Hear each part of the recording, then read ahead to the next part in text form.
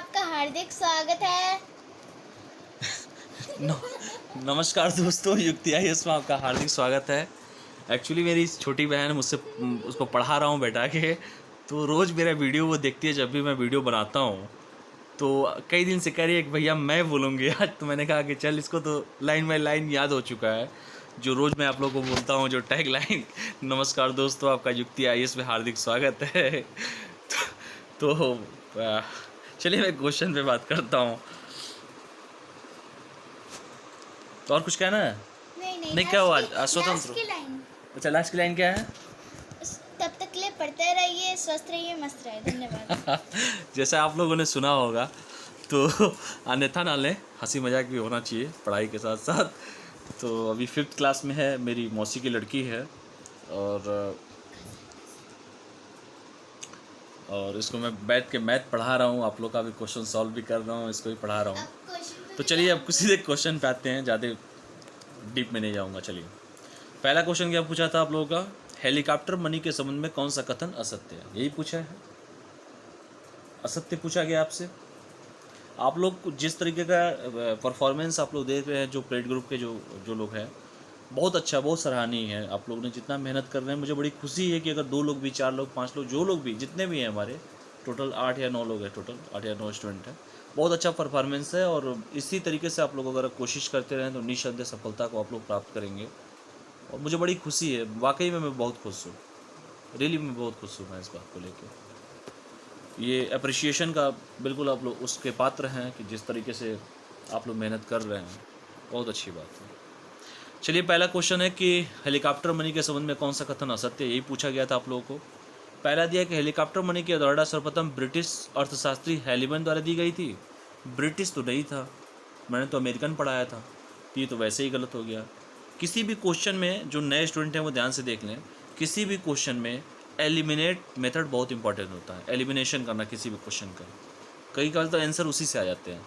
तो जैसे इसमें पूछा कि ब्रिटिश अर्थशास्त्री, ब्रिटिश नहीं था, अमेरिकन अर्थशास्त्री था, तो ये हो गया गलत। दूसरा क्या पूछा है?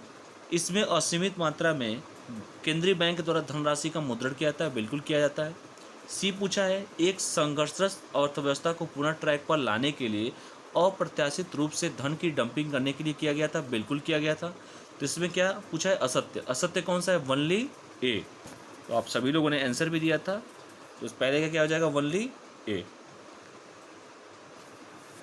चलिए, दूसरा क्वेश्चन है, भारतीय मौसम विज्ञान के संबंध में कौन सा कथन असत्य है?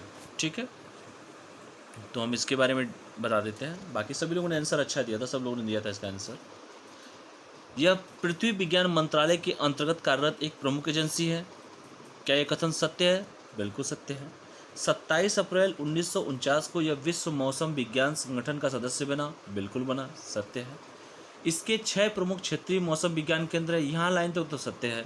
लेकिन अगर किसी को मान लीजिए 6 अगर पता भी ना हो और ये पता रहे कि कौन कौन से हैं, देखिए यहीं पर अगर पटना ही सीधे अगर आप लोगों ने देखा होता कि इस 6 में तो पटना कहीं था ही नहीं, तो जब पटना था ही नहीं तो वैसे ही ये गलत हो गया, 30 को काटिए। पूछा है असत्य, तो असत्य क्या है? वनली सी। तो असत्य क्या हो जाएगा? दूसरे का हो जाएगा वनली सी। ठीक है, क्योंकि पटना यहाँ पे नहीं था, पटना को काटिए, बाकी 2 सही थे, तो आंसर सी हो गया। चलिए, ब्रिक्स देशों के बाद देशों के संबंध में कौन सा कथन असत्य है? यही बोला गया है। तो असत्य के बारे में पूछा है आपसे, तो चलिए असत्य के बारे में बता देते हैं। इसमें पूछा है कि कोविड-19 के कारण अर्थव्यवस्था को हुई क्षति से ब्रिक्स देशों को उबारने के लिए 15 बिलियन अमेरिकी डॉलर रात को उसकी स्थापना का निर्णय लिया गया, बिल्कुल लिया गया, सही है ये। ठीक है, नवंबर 2019 में ब्राज़ील में आयोजित ब्रिक्स के 12वें सम्मेलन था कि 11वें सम्मेलन था? इतना लंबा चौड़ा आगे पढ़ने की जरूरत ही नहीं है, जब 11वें सम्मेलन था तो वैसे ही गलत हो गया ये, तो बी तो हो गया गलत।